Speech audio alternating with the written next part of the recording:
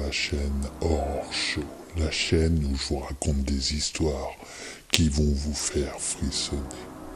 Aujourd'hui, je vous amène aux États-Unis, dans une charmante petite famille qui habite la banlieue de Denver. C'est un couple de quarantenaires. Ils sont mariés depuis déjà 20 ans et ont une fille de 15 ans.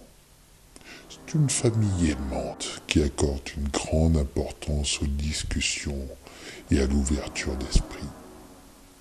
D'ailleurs, leur fille est douée pour l'école et du genre très studieuse.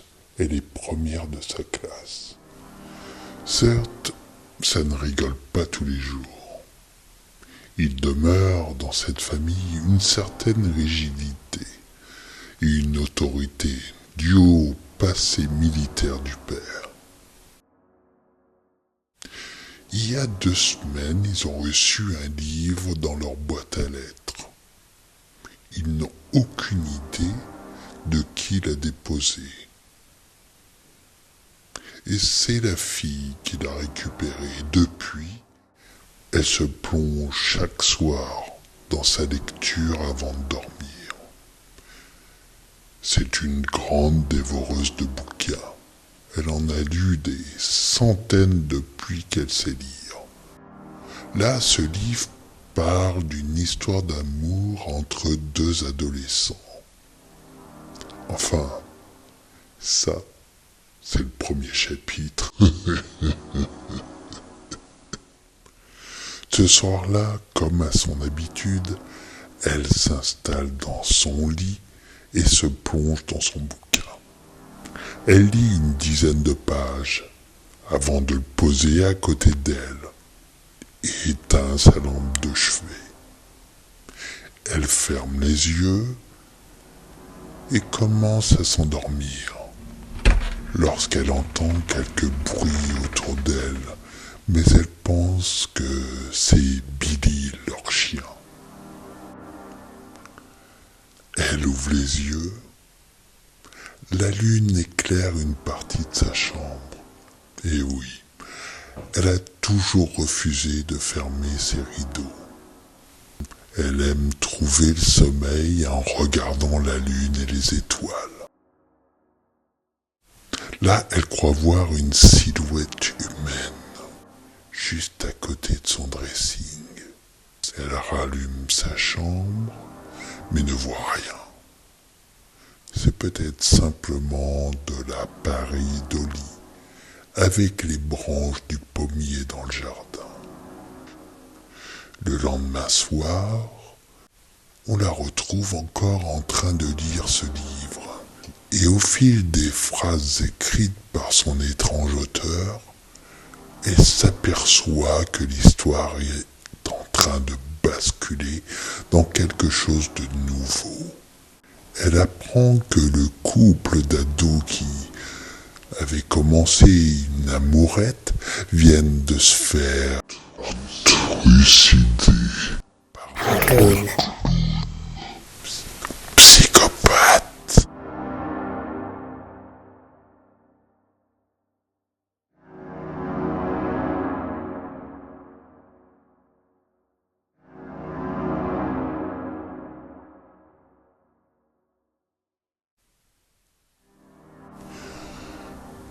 Le bouquin, qui a commencé comme un petit roman à l'eau de rose, est en train de glisser dans un thriller démoniaque. Elle ne s'y attendait pas, mais veut maintenant absolument connaître la fin. Elle se met à bâiller. Elle éteint. Elle entend de nouveau des bruits.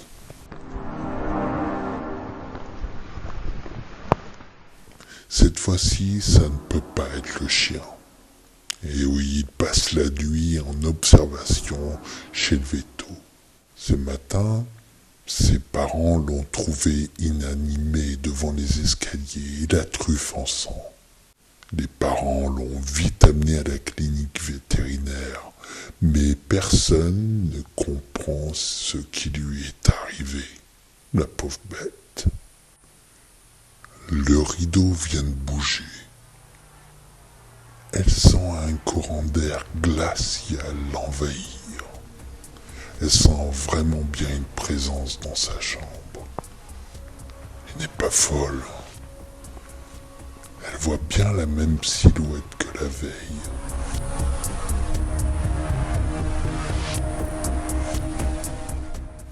Ce qui commence à la terrifier.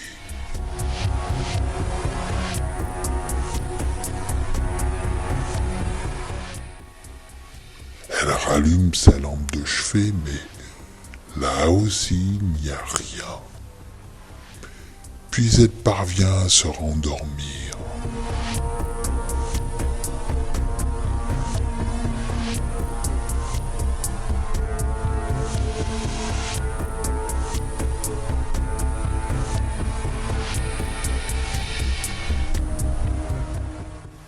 Mais une chose étrange lui arrive le lendemain matin. Elle se réveille avec son livre ouvert sur elle et le marque-page placé au 3e chapitre. Elle ne comprend plus rien. Le lendemain matin, au petit déjeuner, ses parents remarquent qu'elle est perturbée. Elle s'assoit avec eux et décide de leur raconter ce qui se passe depuis quelques nuits dans sa chambre. Mais bien entendu, ils ne la croient pas. Ce même soir, au moment du coucher, ses parents viennent lui souhaiter bonne nuit. Mais sa mère ferme les rideaux et repart avec le livre avec elle. Il la laisse toute seule dans le noir. Elle parvient à trouver le sommeil rapidement. Au bout d'une heure, elle est réveillée à nouveau par des bruits. Elle rallume, mais rien, sauf encore quelque chose de bizarre. Elle est étonnée de voir son livre posé sur sa table de chevet. Mais elle ne se souvient plus si sa mère l'a vraiment pris avec elle. Elle lui demandera demain. Elle éteint, s'assoupit. Il y a encore quelques bruits, mais elle ne se réveille pas. Jusqu'à ce qu'un bruit un peu plus fort la réveille en sursaut. C'est son livre qui est tombé. Elle a eu la peur de sa vie quand elle voit ce qu'il y a en face de son lit.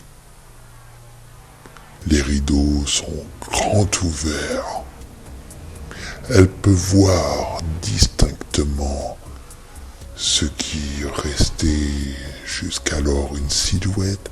Là, elle voit clairement un clown au sourire machiavélique qui la fixe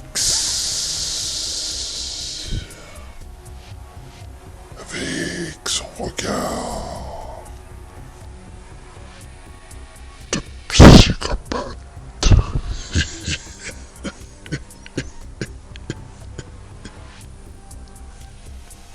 Elle hurle, appelle à l'aide.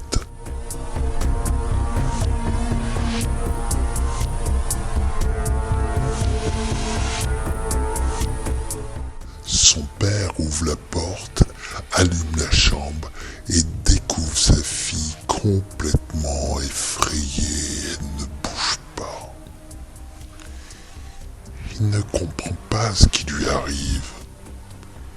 Il ne peut que constater qu'il n'y a rien dans sa chambre. Sa mère les rejoint. Il s'installe près d'elle. Sa mère lui tient la main avant de lui annoncer une nouvelle qui ne va pas lui faire plaisir, mais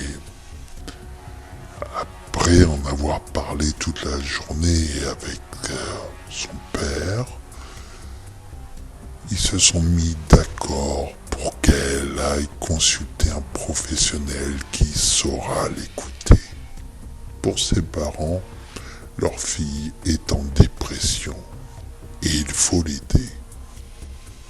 Ils vont trouver une solution. Ils lui disent qu'après elle ira mieux. Puis l'embrassent et sortent de la chambre et éteignent à nouveau la lumière.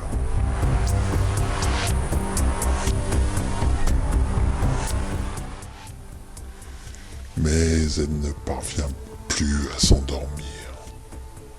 Puis elle est triste de voir ses parents qui ne la croient pas. Et en même temps, elle n'arrive plus à savoir si elle n'est pas en train de sombrer dans la folie. La silhouette du clown est revenue. Il est là, devant elle. Il lui sourit avec ce sourire cynique avant de disparaître. Elle se tient la tête en se demandant ce qui lui arrive. Elle est vraiment en train de devenir folle. Et elle se tourne sur le côté en essayant de chasser son imagination. En ouvrant grand les yeux, elle voit le visage du clown, psychopathe à 10 cm du sien. Elle est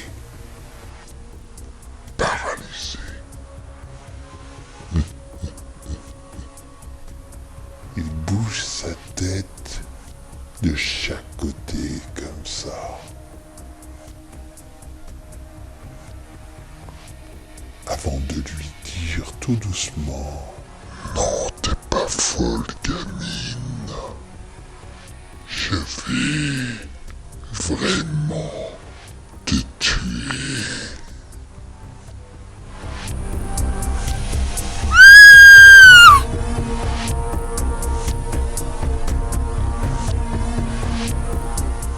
Là, elle crie à nouveau. Son père revient avec une balle de baseball, allume la lumière, bien sûr qu'il ne trouve rien. Il interroge sa fille du regard, mais elle lui dit d'éteindre la lumière pour le voir. Là, effectivement, il voit bien le clown au fond de la chambre.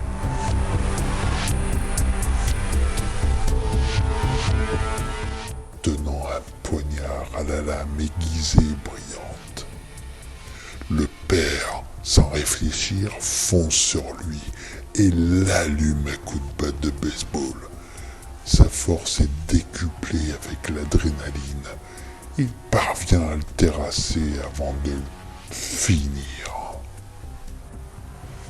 Aussitôt, une flaque de fluide blanc coule du corps du clown.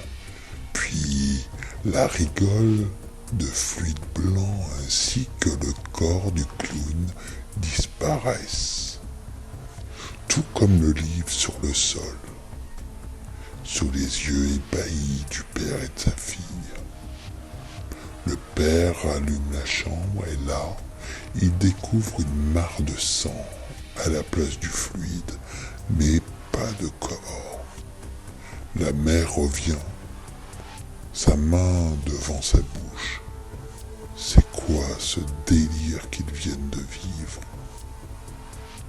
Cette famille a été marquée à vie avec cette histoire, mais n'ont plus jamais revécu ce cauchemar. En revanche, je n'en dirai pas autant de cette famille de New York où on aurait vu un clown au sourire malicieux déposer un livre dans une boîte à lettres. Bye bye.